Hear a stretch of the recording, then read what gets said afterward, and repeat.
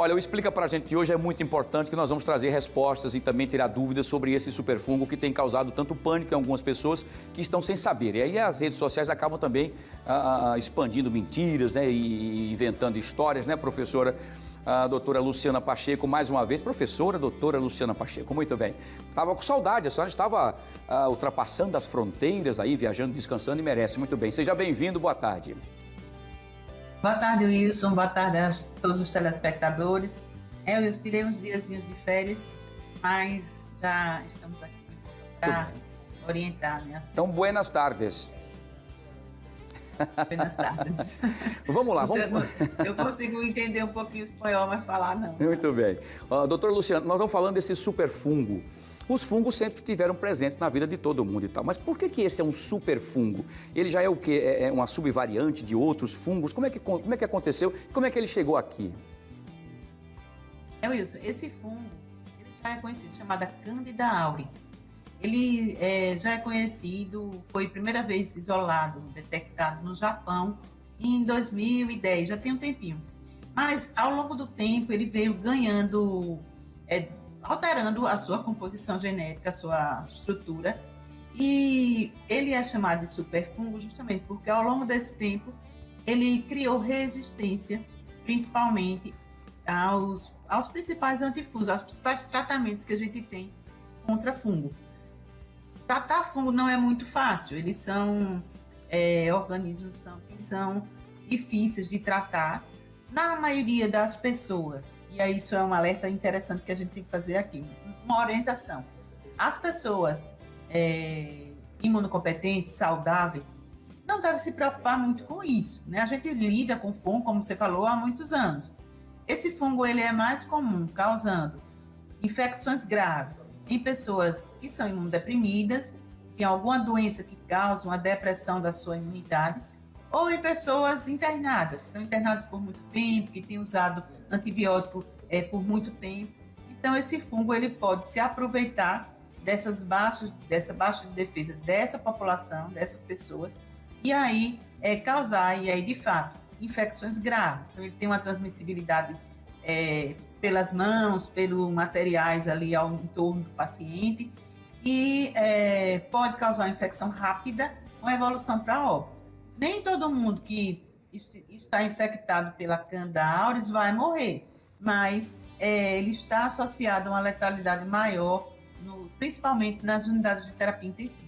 Muito bem, doutora, meio explicadinho para a gente aqui. Vamos lá para perguntas também de telespectadores que querem participar desse debate. Vamos ver então quem faz a primeira pergunta para a doutora Luciana Pacheco sobre a Candida auris, né, que é esse superfungo. Quem faz a pergunta é o José Carlos, doutora. Ele pergunta o seguinte: doutora, como se prevenir desse superfungo? Carlos, essa é uma pergunta interessante, porque não existe nenhuma medicação que a gente tome para se prevenir. Não existe, por exemplo, vacina. E a principal medida de prevenção é a lavagem das mãos. Então, sempre procurar, se estiver no hospital, por exemplo, acompanhando um parente ser uma pessoa internada, ou vai fazer uma visita a alguém que está lá internado, higienizar as mãos antes de tocar nesse paciente, depois de tocar, e no nosso dia a dia. Então, vai ao banheiro, higiene as mãos depois disso, antes até também. Então, procurar sempre fazer o que a gente deve fazer sempre, que é higienizar as mãos antes de se alimentar, né? Então, essa é a medida preventiva mais importante.